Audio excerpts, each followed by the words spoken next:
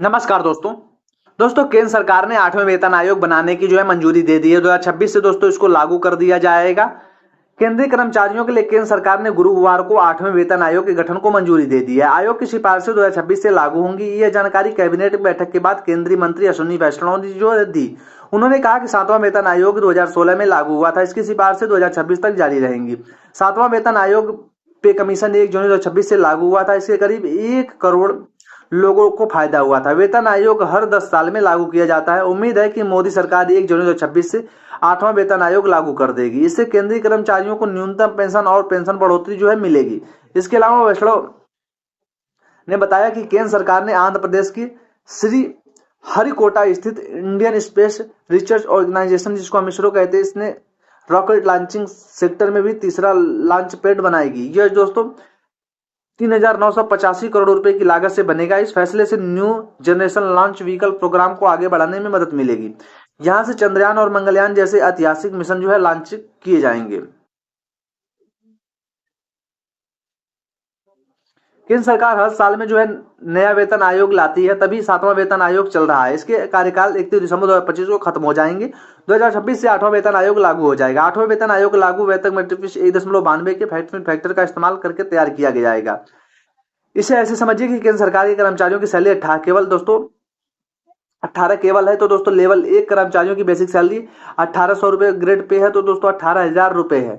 इससे 8वें वेतन आयोग के बढ़कर दोस्तों 34,560 रुपए की जा सकती है। इस तरह केंद्र सरकार के कैबिनेट सचिव स्तर पर दोस्तों अधिकारियों को लेवल 18 के तहत अधिनियम 2.5 लाख रुपए की बेसिक सैलरी मिलती है। यह बढ़कर तकरीबन 4.8 लाख रुपए हो सकती है। अगर 2026 में दोस्तों 8वां वेतन आयोग लागू हुआ तो केंद्रीय कर्मचारियों को न्यूनतम वेतन 34,560 रुपए होगा और अनुमानन साल 2024 में तो दोस्तों नौकरी में 25 साल पूरे करने वाले कर्मचारियों को पहला बैच 2029 में रिटायरमेंट होगा।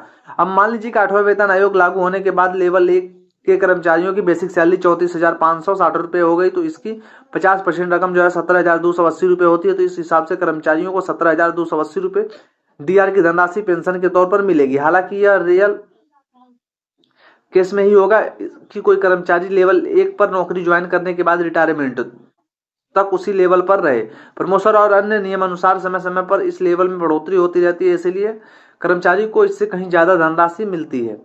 वहीं लेवल 18 के कर्मचारियों की बेसिक सैलरी 4.80 लाख रुपए होगी और इसका 50% कुल 2.40 लाख रुपए डीआर की धनराशि पेंशन के तौर पर मिलेगी। देश में वेतन से व्यक्तिगत आय 2016 में 17 में कुल 13.96 लाख करोड़ रुपए थी। 7वें वेतन लगाने के बाद वेतन से व्यक्तिगत आय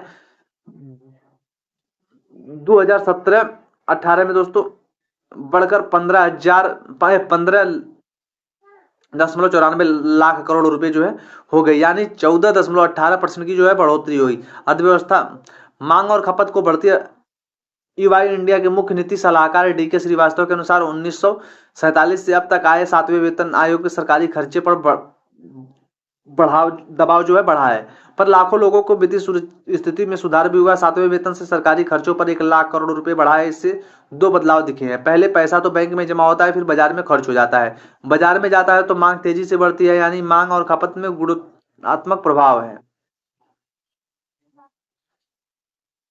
वाहन बिक्री एक साल में 14.22% इजाफा। छठा वेतन आयोग मिलने के बाद 2017-18 में वाहनों की बिक्री पर 14.22% बढ़कर करीब 2.5 करोड़ हो गया है। होम लोन एक साल में 11% से बढ़कर 2017-18 में बैंकों ने कुल 1.83 लाख करोड़ रुपए का होम लोन बांटे हैं। यह सालाना आधार पर 11% से ज्यादा है।